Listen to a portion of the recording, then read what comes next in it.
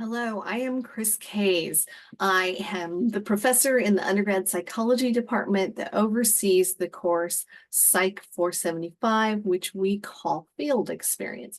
This is your opportunity to take learning and go into the field and find out how to apply your experience, your skills, and your knowledge into a real world setting. So I want to introduce you to just a little bit of the information so that you can wrap your head around what we're going to be expecting. So I'm sharing a few slides here and just want to give you that picture. This is Psych 475 field experience. In psychology, this is our opportunity to take it out of the classroom and find ways to do more hands-on exploration, tying theory with practice. After we get out into our sites, what our goals are is that you would have a supervised field experience and that you would be able to use this experience to inform the decisions that you want to make about your career and potential future educational plans, maybe for a graduate program or some other certification kind of program. The objectives in this course are to learn the application of psychology for a specific population and or in a specific setting. You will learn characteristics and skills necessary for the work with that population, and you will learn, I'm sure, about the professional issues related to the practice of psychology in that setting. The requirements for the Bachelor of Science in Psychological Science is that it's not a required course, but we absolutely recommend it. Along with your emphasis in research, we want you to take that learning that you've been doing and find some ways to practice it in the field. It will reinforce so much for you and equip you with a network and also some good application of your skills in that psychological science. For the Bachelor of Arts in Psychology, there are 3 credits that are required. So we want you to know that you have the opportunity to increase your experience. You can take all 3 credits in one semester, or you can spread them out. One of the things that is amazing about the psychology field experience is that you can actually do half credits. So that could be really advantageous in a semester where it's pretty full, but you can manage maybe 5 hours a week at a site, and that'll set you up well. So there's some math to do. For our major, you can take the 3 credits that might be required for the Bachelor of Arts. You can take 3 more credits of field experience and apply it towards the electives that are part of our major. And then you can actually take up to 12 credits of field experience, but those other field experience credits after 6 will apply towards your general credit count. So the math on this is that we're expecting 45 hours of work each week for each credit, each semester for each credit. So that is 135 total hours in a semester if you register for 3 credits, roughly 9 hours a week if you start at the beginning of the semester, and if it's a regular schedule, which not always is that a possibility. Now, there are some ways that we divide those hours up, so not all 9 hours need to be on site, and I'll describe that a little bit here.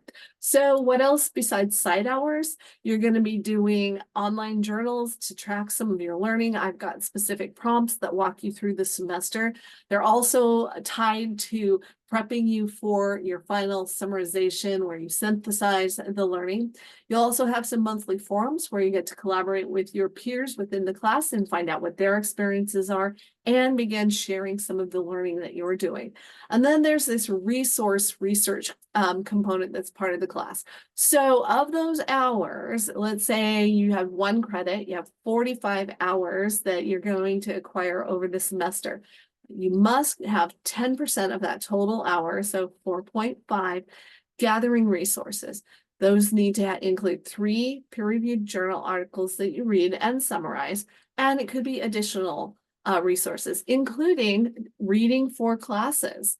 It could be watching significant videos. Perhaps you're in a position where you're observing individuals that have psychotic issues, and you end up watching the movie A Beautiful Mind, which deals with schizophrenia. That may be valuable in that watching of that movie, that time spent equipped you to better understand. So it's not a rigid peer-reviewed journal article only. It's a lot of resources because as we enter the professional world, we find that we are equipped to do our work from many different engagements with our environment. So I want to have you build your own annotated bibliography for you that provides the evidence that you're learning. Now, 10% of your total hours need to be that, but you can actually use up to 20% of your total hours towards that. So if you're struggling to get on-site hours, that's one of the ways to do that. And you can double dip and use reading for courses in that term that you're taking this course so that you can magnify the learning between the classes and your site work. And then there's this final summary project, which is a video where if you did your online journals with some thought, you've actually crafted it and you just put some of that together in a presentation, which is setting you up for applications for opportunities in the future and including interviews. So that's what it's set up for. And I think you'll find that a nice summarization of the learning over the semester. So can you find your own site? You absolutely can find your own site. And ways that we want you to do that is explore and arrange opportunities and then look for who's going to be the supervisor there and make sure you're communicating with me to make sure it's a good fit. I am kind of the gatekeeper. I want to make sure that you're in a safe enough experience, but also a good educational fit for the goals that you have long term. You need to maybe discuss this with your faculty advisor, whether it's me or another faculty, to make sure it fits within your trajectory within the major. And is a support for your longer term goals. And then you may find that you want to spread this out over more than one semester and you want to have more than one site. That diversity can enrich your experience quite a bit and your learning. So what do you do at your site? Well, that depends on the site, but it needs to be hands-on. It needs to have some components where you're taking your learning past a lecture, past a textbook reading, and really seeing things come together and equipping you for your future as a professional. How are you evaluated? Well, primarily by those hours, but submission and including those other things that I listed as your responsibilities. How do you start? Start looking at what your interests are and then talk with classmates and faculty advisor about that. And then make sure you check with me and then I'll get you started on what's next. So other things you need to consider are, do you have transportation to these sites? It's really going to be inconvenient if you don't have access to the transportation you need and it's a distance and you can't walk there. Make sure your schedule allows for the time that you'll need to commit to that. It may be that there's a semester that's more ideal than another, and recognize that not all school sites are going to have opportunities for you. Like you may have a lot of availability later in the afternoon, but schools may be set up for different times when you're already busy with other things. And there are some opportunities in the summer that aren't available at other times during the school year and vice versa. I have found that some students have asked family and family friends and others about opportunities and landed some really incredible site options. So do not ignore the resources you already have. So if you have any questions, please reach out to me and let's figure out what we can do to set you up. Come to an information meeting on field experience, see if that can equip you. And then you and I can get you launched if you have done some of this work.